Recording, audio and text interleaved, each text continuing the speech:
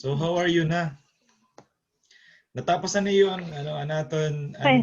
an activity 1? Yes, sir. Di ba kanad to, sir? Oh, Tapos aton natin deadline, sir, ano? last Saturday. Yes, sir, na done na pod to, sir. Okay. Kasi parang nag-start na yata ako mag-check. So, sige.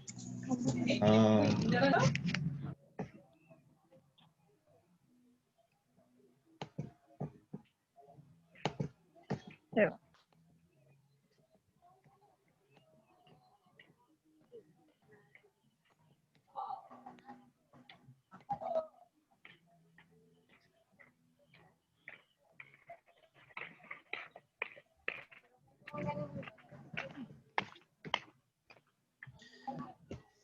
So again, good evening. This is our Sir. second or third, third online. Second, sir? Ikatulo na nato nini. Second. Second pala, sir. Second, okay, sige. Sige, second meeting via Zoom. So Yes, sir. tonight, we will be discussing, this is part 2 on our topic that being discussed last meeting. Kasi ang taxation class, really broad, mahaba, marami dapat ang coverage.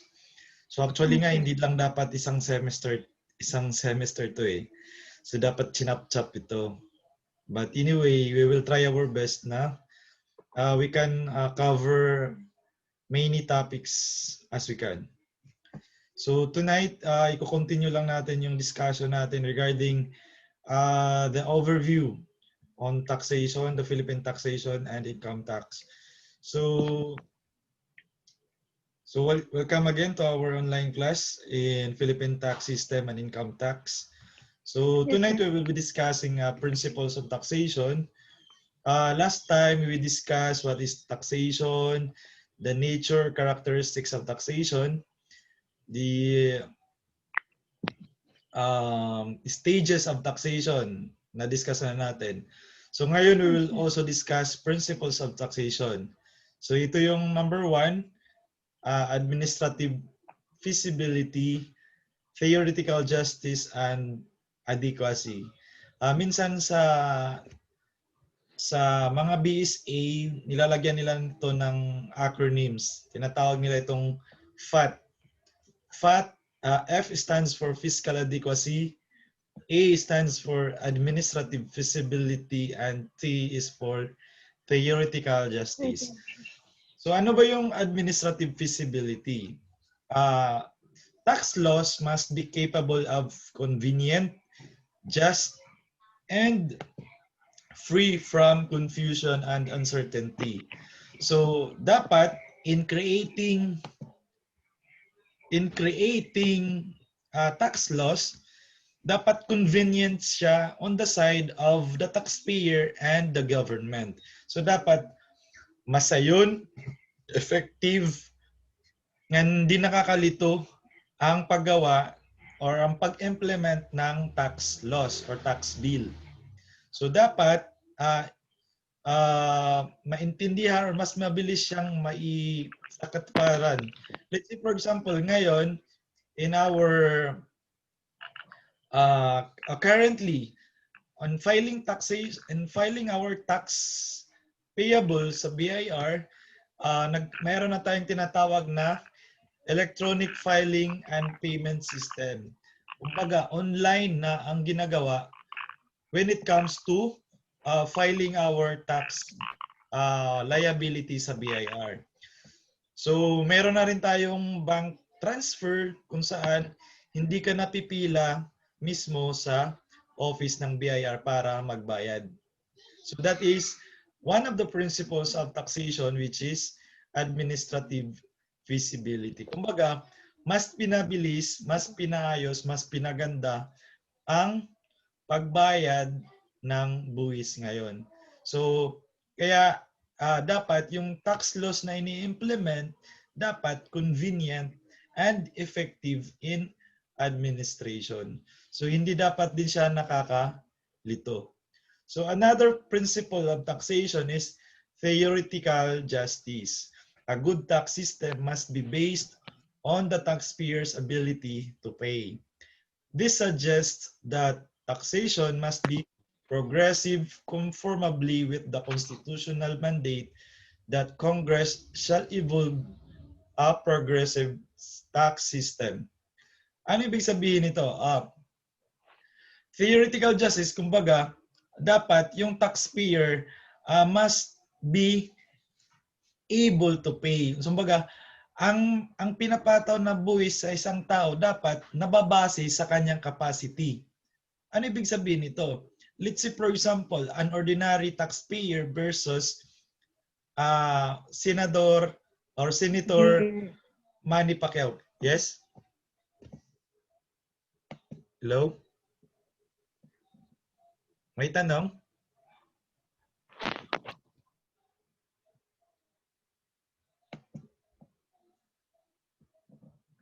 Okay, let's proceed. Again, sabi ko, theoretical justice dapat it is based on the taxpayer's ability to pay. Kumbaga, let's say for example, dalawang taxpayer, isang ordinary taxpayer and Senator Manny Pacquiao. Si Manny Pacquiao, kilala na siya na mayaman sa ngayon. So, it is expected na dapat si Manny Pacquiao should pay mas mataas na buwis compare sa isang ordinary person. So, dapat yung principle ng taxation is that kung sa tingin natin na mas karapat-dapat na magbayad si taxpayer ng mas mataas na buwis, dapat patawan siya ng mas tamang or mas mataas na buwis compare sa isang tao na ordinaryo lamang. So, kaya meron tayong tinatawag na graduated tax rates for individual taxpayers. Anong gamit ng graduated tax rates na ito? So, ang graduated tax rate, ito ay nakabase sa isang table kung saan kung mas mataas ang kanyang income, mas mataas rin ang kanyang tax na babayaran. That is theoretical justice, a principle of taxation. Another principle of taxation is fiscal adequacy. So sources of government must be sufficient to meet government expenditures and other public needs. So itong tinatawag natin na dapat the government must have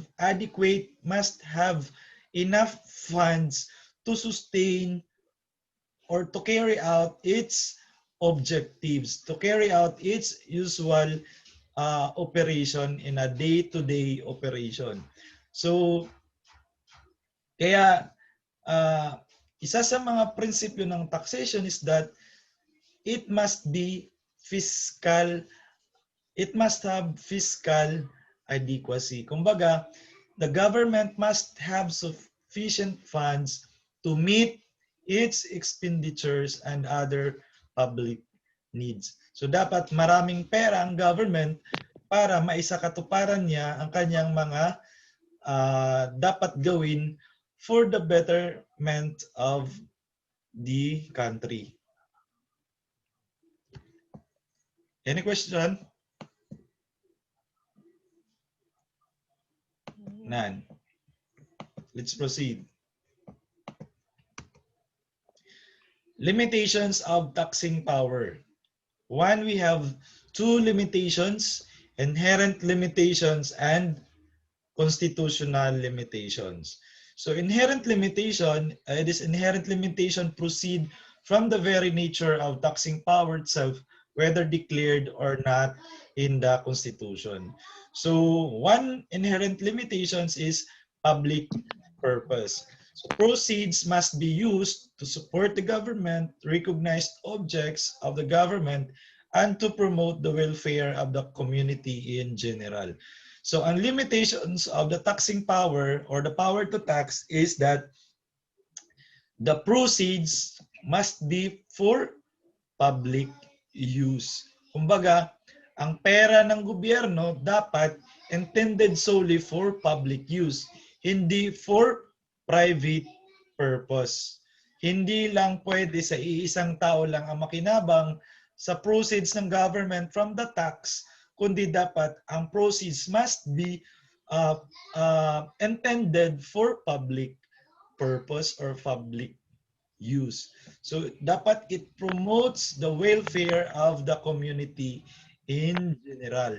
Hindi lang for specific person kung bakit yung tax is inimposed. Let's say for example, may bahay ka sa isang bundok. Ngayon, mag-request ka sa government, oh government, paggawan nyo ako ng kalsada papunta sa bahay namin. Is that for public purpose? Class. Sir, diri, sir. Dire. Kasi usa lang nga tao it nakikinabang. Let's say for example, talaga intended na ipahimo laya hin kalsada going to its residence. So that is not for public purpose. Ang public purpose is that hindi man lahat benefit, but most of the community, members of the community can enjoy the benefit, enjoy the fruits, enjoy the projects of the government. The second one is situs of taxation or territoriality. So inherent limitation again is situs of taxation or territoriality. So the taxing power of the country is limited to person and property within and subject to its jurisdiction.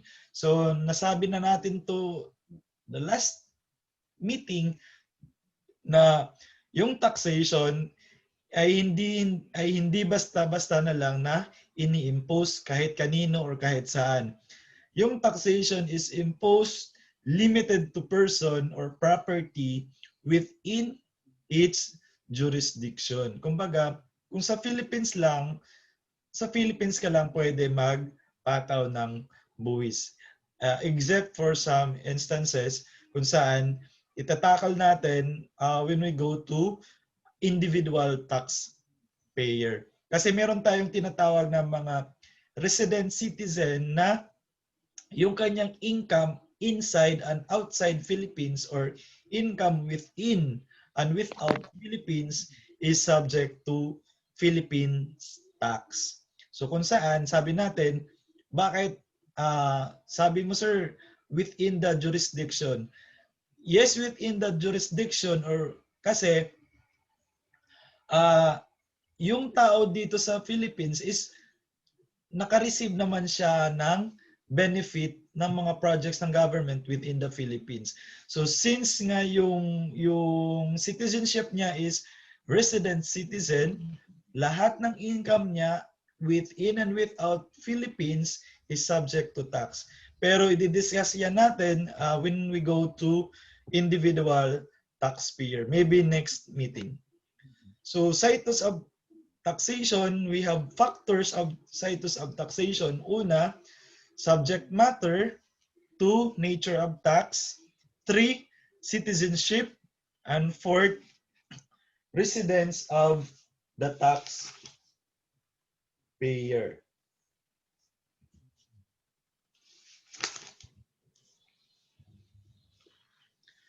So subject matter. Ano yung mga subject matter? Ito yung pwedeng tao, bagay, or property. Nature of tax, it could be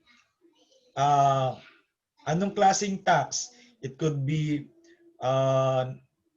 business tax, excise tax, or state tax, or donor's tax. Citizenship, it could be resident citizen, non-resident citizen, resident alien or non-resident alien engaged in trading or business, or non-resident alien not engaged in trading or business. Plus, itong citizenship, we will discuss this when we go to individual taxpayer. I-expound natin to pagdating natin sa individual taxpayer. Itatakil natin lahat ng klaseng taxpayer na individual. Kumbaga, tao siya. So, residence of the taxpayer, bakit dapat nating malaman yung residence of the taxpayer? So, let's say for example, kung empleyado ka sa Manila, let's say for example in Makati, you are employed in Makati, but you are, your hometown is in Tacloban.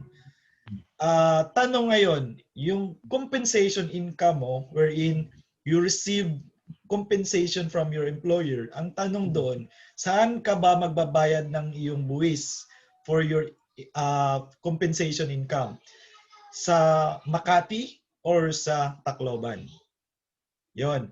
So dapat alam natin kung saan siya nakatira, kung anong subject ang itatax. Let's say, compensation income, that is subject matter. Residence of the taxpayer, that is another factor kung ano ang dapat or saan siya dapat pwede magbayad. Yung subject matter, let's say for example, compensation income or employment. Subject matter yan, employment. And then nagtrabaho siya sa Makati, pero nakatira siya sa taga-Tacloban yung talaga niya, yung permanent address. Pero nagtrabaho siya sa Makati, so yung magbabayad siya ng buwis is doon sa Makati, not in Tacloban.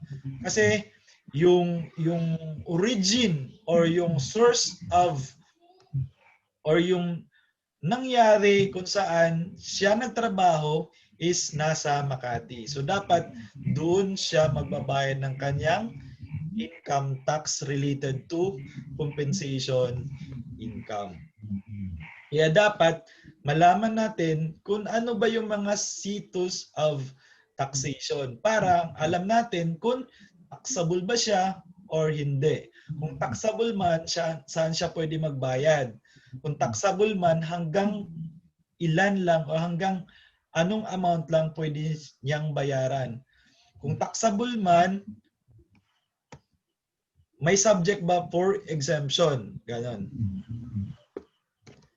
So, another inherent limitation is international committee.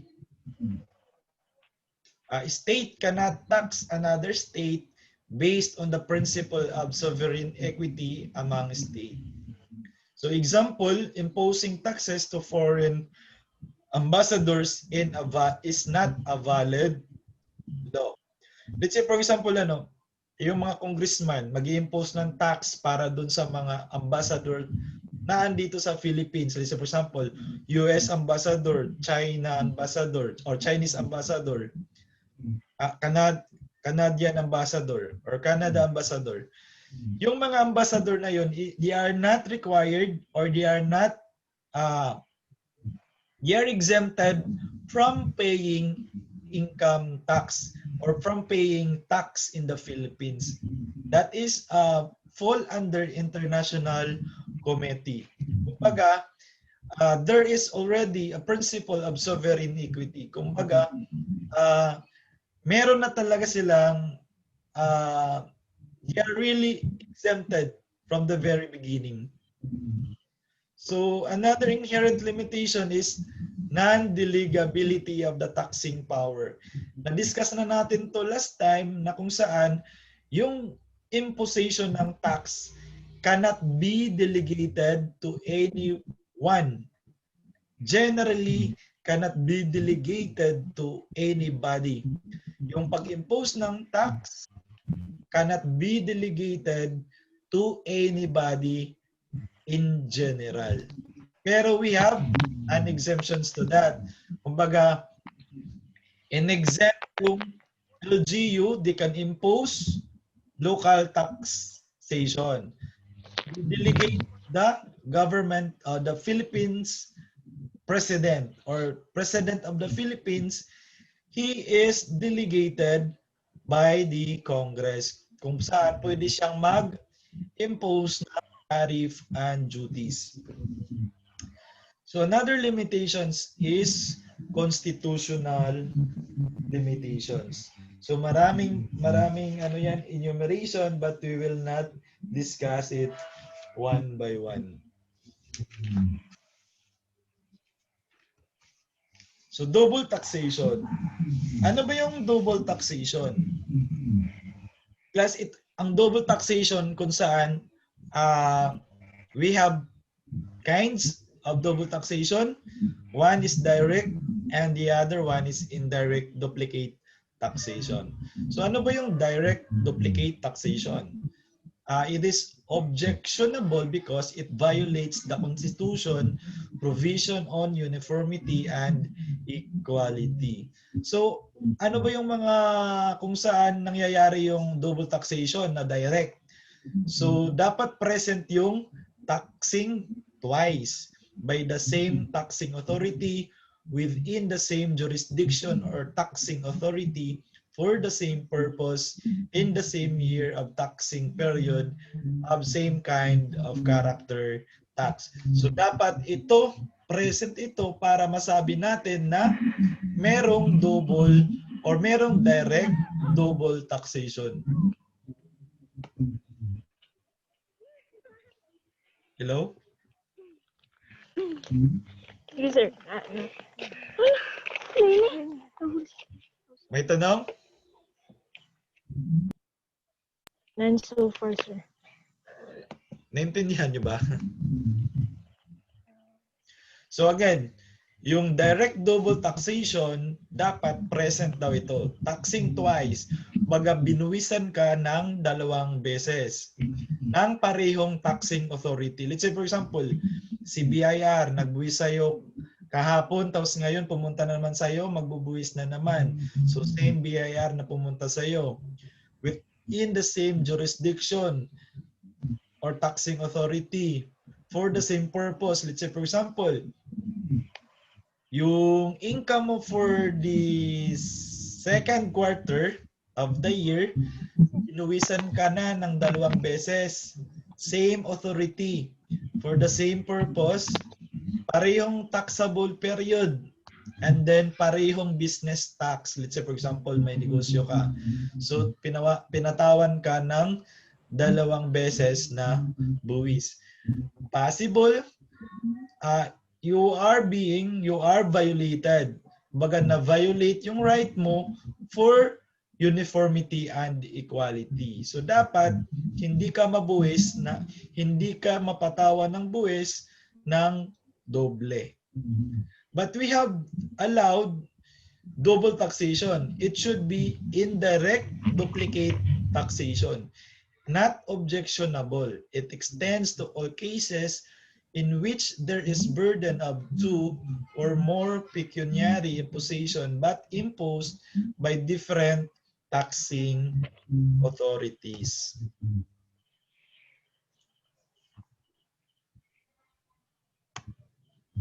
So sources of tax laws. So paano ba or ano ba yung mga resources natin ng tax laws? Paano ba or ano ba yung mga basis kung bakit tayo merong mga batas on tax? So one is constitution. So we have the constitution, or that is one source of tax laws. So another is tax treaties. Tax codes. Yung una, we have RA 8424, yung tinatawag nating National Internal Revenue Code of 1997. And then currently, we have the train law. Kung naalala nyo yung train law, that is RA 10963. The fourth one is statutes and laws, presidential decrees, executive orders, court decisions, revenue regulation by the Department of Finance, administrative issuances like BIR, memorandum circular, and BIR rulings, and the last one is local tax ordinances. So itong 11 na to, they are the sources of our tax laws. So sila yung basihan kung bakit pinapatawan tayo ng buwis. Classifications of tax. So we have according to subject matter. So subject matter 1, it could be personal, poll, capitation tax, example of which is the basic community tax or cedula. So personal tax is not non-payment of personal tax is not violation. So kahit hindi ka kumuha ng sedula, hindi ka ipipenalize or hindi ka magkukulong. So sino pa sa inyo ang inireklamo kung na hindi kumuha ng sedula? Wala pa. So minsan lang pinapakuha tayo ng sedula kung meron tayong mga pinaprocess na mga documents. But we are not complied to pay sedula or kumuha ng sedula. Yes, sir. Second is property tax. So tax imposed on property whether real or personal. So itong property tax, ito yung mga buwis na pinapataw sa mga property natin. Let's say for example, house and lot or mga lote natin, mga kalupaan. So they are being taxed. So that tax is called property tax. Example daw is real estate tax. Ito yung mga tinatawag nating amilyar.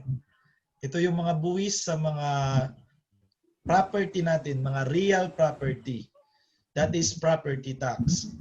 So another subject, according to subject matter, is excise tax. A tax on which the exercise of certain rights and privileges. Let's say, for example, you were given the privilege to engage into a business. So engaging a business is a privilege. It is certain rights lang ng isang tao. Hindi 'yon mandatory na lahat ng tao ay mabigyan ng pribilehiyo na makapagkaroon ng negosyo. Kaya that is an privilege lang. So dahil you were given a privilege, then you will be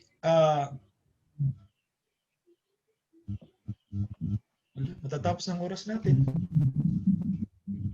7:07, sir. 7:07 na. So, ayun. Excise tax is a tax on privilege. So, another classification is who bears the burden. So, we have direct tax and indirect tax. So, direct tax, ito po yung si taxpayer mismo ay nagbabayad ng kanyang tax liability. So, another example is indirect tax. So, ito po yung mga payment is demanded from one person is allowed to transfer the burden of taxation to another person. So that is when we buy goods, pinapatawan tayo ng value added tax na 12%. So that value added tax is an indirect tax. Hindi si seller ay yung nag-shoulder ng buwis, but si buyer. So, according to determination of amount, we have specific tax and ad valorem tax. Specific tax is a fixed amount based on the volume. So, kung pag you produce cigarettes or liquors, bago pa itong igawa sa warehouse or sa planta, bayad na ang buwis hiton. So that is excise tax. Specific. Kung tagpiraan buwishan usa ka sigarilyo kaha, may specific tax hiton. Or an irimnon liwat kung pirat ka content iti alcohol, may ada iti specific tax. Ad valorem tax is imposition based on the value of the property subject to tax. Let's say, for example, value added tax. So ad valorem, ang fix ito niya is yung percentage. Let's say for example, value-added tax 12%. Fixed na ang value-added tax na 12%. Pero aniya tax base kung saan, for example, 100, 1,000. Ito nga tax base is diriya fixed. Amo nagiging ad valorem tax siya. So the higher the tax base, the higher the tax. The fourth one is according to purpose. So fiscal general revenue tax, and the second one is regulatory. So naalala ninyo na yung purpose ng taxation natin is one is fiscal adequacy. That is the primary purpose, fiscal adequacy, to raise revenue. And the secondary purpose is to regulate, kung naalala nyo. So another classification is according to jurisdiction or scope of authority. So we have national tax and local tax. So national tax, inimpose ito ng national government. So ano ba yung mga national tax? We have value-added tax, normal income tax, donors tax, estate tax. And itong local tax naman, example natin is real estate tax. Ito yung mga impose ng mga municipal corporation or ng mga LGUs natin. So another classification of tax we have according to graduation or rate. So one is proportional, progressive, and regressive. So proportional, unitary of single rate. So example niya is value-added tax or OPT. So value-added tax kasi 12% or 0%. OPT, 3% generally. So another example or according to graduation or rate is progressive or graduated tax rate. Ano ibig sabihin na progressive? So kung nagtitikas-taas it imo income, mahataas liwat it imo tax rate na ipapatawhain. Regressive tax, the tax rate decreases as the tax base the tax rate increases as the tax base decreases. So yung progressive, kabaliktaran ng regressive. Pero ang regressive tax, di rin applicable nga diha, Philippines. Only these two, the first two, proportional and progressive or graduated tax rate. Hindi applicable ang regressive tax nga diha, Philippines. So escape from taxation. So paano kita maka-escape from paying tax? So anybody? Paano ka maka-escape from taxation? So una, evasion or dodging. So evasion, tax evasion is unlawful means to evade or lessen the payments. So, ano example hini? Waray ka mag-declare hintama nimo nga income or waray ka mag-declare hintama mo nga sales. So therefore, kay waray ka mag-declare hindi mo tama na sales, then you will pay only lesser amount of tax. So that is tax evasion or dodging. Or let's say for example, ginpadamo nimo at imo, ginpadakuan nimo at imo expenses. So income plus expenses, net income mo guti ay naduro. So kay net income is tax base mo for your income tax, then mas guti animo babayaran nga tax kasi ginpadako kasi nimo at imo expense. Let's say for example, 100 ito imo income at imo sales, at imo expense 90. So nimo income lang, net income is 10. So animo net income nga 10, guguti ay laduro animo babaydan nga buwis hiton dida. So kung hatasan ito imo expense or papaguti ayan ito imo sales, that is tax evasion. Avoidance or tax minimization, that is legal means of tax reduction. So kung may natin evasion, may dalat natin avoidance. Kumbaga, it company mamimilinghin paagi nga at irabuwis maguguti ayan. Basta legal na mga paraan. So another one is shifting, transfer of tax burden to another. Imo lagin ginpatong, let's say for example, value-added tax. It value-added tax diri ang seller it na shoulderhan buwis kundi ang buyer. Kasi it buyer man talaga it na bayadhan buwis nga value-added tax upod na ngadtuhan mga presyo nga ayagin baydan. So another escape from taxation is capitalization. The seller is willing to lower the price of the commodity provided the tax will be shouldered by the buyer. So masiring kita, sige, pahamubuan ko ang akong presyo basta ikaw magbayad hin buwis. So ang buyer, ang seller diri naya, that is escape from taxation. So diri naya magbabayad ng tax kaya ang buyer na it bayad han buwis. So we have 2 remaining hours. 2 remaining minutes nala. So let's have a quick picture. Ano diba? Butihan man lang kita. Sir. Only 6. Only 5 participants. So transformation. Manufacturer absorbs the additional taxes imposed by the government without passing it to the buyer for the fear of loss of his market. So another one is exemption. It is an immunity, privilege, or freedom from payment of a charge or burden to which others are obliged to pay. So that is exemption. So ayun, natapos rin natin before time. So, may clarification?